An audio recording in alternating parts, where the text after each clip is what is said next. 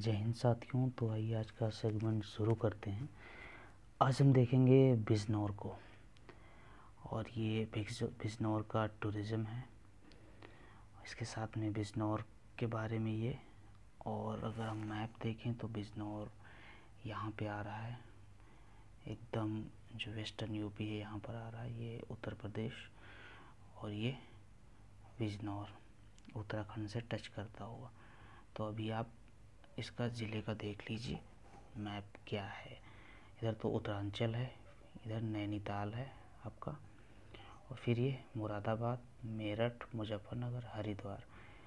तो एक तरह से जो बिजनौर है ये उत्तरांचल, नैनीताल और हरिद्वार, ये उत्तराखंड के 3 ज़िलों से एक तरह से टच करता है। और अपने जो पड़ोसी ज़िले हैं वो मुजफ्फरनगर है, मेरठ है और मुरादाबाद है। ये देख सकते हैं बिजनौर में रेल कनेक्टिविटी भी है, और यहाँ पर बार बार स्टेट हाईवे भी है, और बहुत सारा एक तरह से डेवलपमेंट अभी होना बाकी है और बहुत सारा हो भी चुका है। तो यहाँ पर बार बार डिमांड ये उठती है कि इसको दिल्ली एनसीआर में शामिल किया जाए। अभी उसके बारे में भी देखते हैं। पहले शुरुआत देख लेते हैं। यहाँ पे बैंक हैं, जो पब्लिक यूटिलिटीज़ हैं उसमें बैंक 6 हैं, म्यूनसिपालिटीज़ 12 हैं, स्कूल 0, कॉलेज यूनिवर्सिटी 2, पोस्टल 1 हैं। अगर स्क्वायर की बात करें तो 4049 स्क्वायर किलोमीटर का क्षेत्रफल है। पॉपुलेशन यहाँ पर 36 लाख है। हिंदी और इंग्लिश बोली जाती है, और विलेजेस हैं 2519, 19 लाख फीमेल और 19 लाख मेल और 17 लाख फीमेल यहाँ की पॉपुलेशन है। अगर हम बात करें तो 2519 यहाँ पे विलेजेस हैं, 18 नगर पालिका परिषद है या नगर पंचायत कह सकते हैं आप, और 22 यहाँ पर पुलिस स्टेशन है। और इसके अलावा यहाँ पर जो ज़िला है वो कोरोना के अगेंस्ट भी फेसबुक और सोशल मीडिया पर मुहिम चला रहा है। इसके अलावा जो डिस्ट्रिक्ट है वो भी मीटिंग होती रहती है हर महीने। और ये है बिजनौर जंक्शन, ये आप देख सकते हैं। और इसके साथ में अगर हम यहाँ की कंस्टिट्यूंसी की बात करें लोकसभा की, तो मलूक नागर यहाँ से हैं, और बहुजन समाज पार्टी से इन्होंने जीत दर्ज की थी बीएसपी के टिकट से 2019 में। 1952 से लेकर ये रिजर्व है, 1952 से लेकर अब तक ये सीट चली आ रही है, और ये रिजर्वेशन है यहाँ पे एससी का। अगर हम असेंबली की बात करें तो असेंबली में पुरकाजी, मीरापुर, बिजनौर, चांदपुर और हस्तिनापुर, इतने यहाँ पर सीटें हैं एमएलए के लिए। और अभी हम बात करेंगे कि कौन कौन से यहाँ से जो चुन के गए हैं संसद में। तो 1952 में यहाँ पर स्वामी रामानंद शास्त्री कांग्रेस के टिकट से, 1957 में इसके बाद में अब्दुल लतीफ़ गांधी, आपने इनके बारे में नाम भी सुना होगा, अब्दुल लतीफ़ गांधी के बारे में। और 1962 में फिर प्रकाश वीर शास्त्री इंडिपेंडेंट, और 1967 में स्वामी रामानंद शास्त्री कांग्रेस के टिकट से। Swami Ramanand Shastri died in 1974। क्या होता है, जैसे कोई मान लीजिए इलेक्शन होता है और एक तरह से किसी की डेथ हो जाती है, वो जीत भी चुका है और 5 साल अब कंस्टिट्यूंसी तो जो सीट है वो खाली तो रहेगी नहीं, तो इसीलिए बाई पोल कराया जाता है। और बाई पोल में फिर से फ्रेश इलेक्शन होता है, और जो कैंडिडेट जीतता है उसका फिर से मतलब उसकी दावेदारी होती है, उसको माना जाता है। तो इस तरह से होता है। और अगर मान लीजिए आप कहीं से भी नहीं जीते, हार गए, और आप सीएम फेस थे, तो आपको अगर सीएम होना है तो उस सेंस में भी 6 महीने के अंदर ही इलेक्शन होगा, और आप कम से कम 3 सीटों पर चुनाव लड़ सकते हैं। इस तरह से रहता है। ज़्यादातर आप देखते होंगे 2 जगह से ही ज़्यादातर नेता भर देते हैं कि सेफ सीट है, तो अगर एक नहीं है तो 2 सेफ तो है ही, कहीं से भी निकल जाएं, ऐसा देखा जाता है। जैसे आप अगर रिसेंटली देखें तो राहुल गांधी जी पहले अमेठी, रायबरेली यहाँ से जीतते थे लगातार, लेकिन अमेठी में इस बार उनको अंदेशा था, और ऐसा हुआ भी, स्मृति ईरानी ने उनको हराया। और वो केरल से एक तरह से केरल से भी अपना एक तरह से नॉमिनेशन कराए थे, तो केरल और अमेठी, तो एक जगह से वो जीत गए, एक जगह से हार गए, तो उनकी सीट बची रह गई।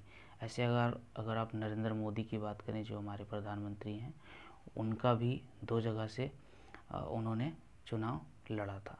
तो ऐसे होता है बहुत बारी। तो ये तो बाईपोल हुआ। और इसके बाद में 1974 में रामदयाल बाईपोल में एक तरह से जीते, ये भी कांग्रेस के टिकट पे।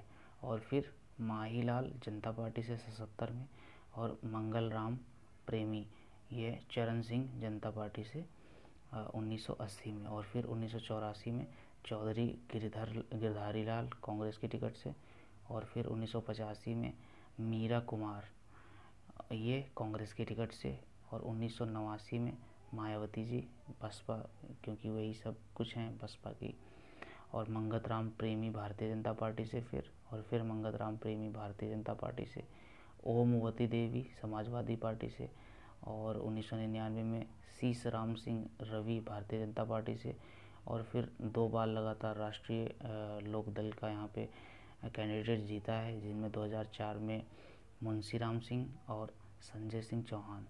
फिर 2014 में कुंवर जो भारतेंद्र सिंह हैं, ये भारतीय जनता पार्टी से। और मलूक जो नागर हैं, ये भी बहुजन समाज पार्टी से यहाँ से इन्होंने जीत दर्ज की है। तो ये तो रहा संसद की बात। और अगर अभी हम देखें, जो ज़िले के बारे में छोड़ के आ गए हैं थोड़ा सा, तो उसको देखते हैं। तो ये है आपका ये जो दरगाह आलिया है, दरगाह आलिया नजफ़ हिंद जोगीपुरा नजीबाबाद। यहाँ पर जो यही बताया जा रहा है कि जो शाहजहाँ का जब एक तरह से रूल था इंडिया पर 1627 से लेकर 1658 तक, उस समय जो अलाउद्दीन बुखारी हैं, ये पिता थे सैयद राजू के, जो अलाउद्दीन बुखारी हैं एक तरह से वो दीवान थे उस समय, जो शाहजहाँ के समय में। तो यहीं से यहाँ की उनको दीवानी मिली थी, उस समय यहीं के दीवान थे। तो ये बताया जा रहा है। और ये उनका एक तरह से प्लेस है जो विज़िट करने के लिए दिखाया गया है। बिजनौर है, ये म्यूनसिपल बोर्ड भी है बिजनौर डिस्ट्रिक्ट का। और यहाँ पर बिजनौर डिस्ट्रिक्ट में, और इसके अलावा यहाँ पे बार बार बात होती रहती है कि डेवलपमेंट के लिए ये जो बिजनौर है, इसको दिल्ली एनसीआर में शामिल किया जाए।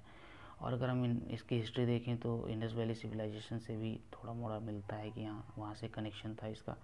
जैसे आलमगीरपुर, ये पारस राम का खेरा है, ये आर्कियोलॉजिकल साइट है इंडस वैली सिविलाइजेशन की। और यहाँ पे ऐसा मानते हैं कि जो यमुना नदी है, ये 3300 से लेकर 1300 BC में यहाँ पर बहती थी। और 12 पीरियड है, जो हड़प्पन 12 पीरियड है, उसमें भी बताया जाता है कि हाँ, यमुना नदी यहाँ पे एग्जिस्ट करती थी। और मेरठ ज़िले में बार बार जब खुदाई हो रही है, तब भी इसी से रिलेटेड चीज़ें निकल के आ रही हैं। तो इस तरह से जैसे जो 6 फीट का एक तरह से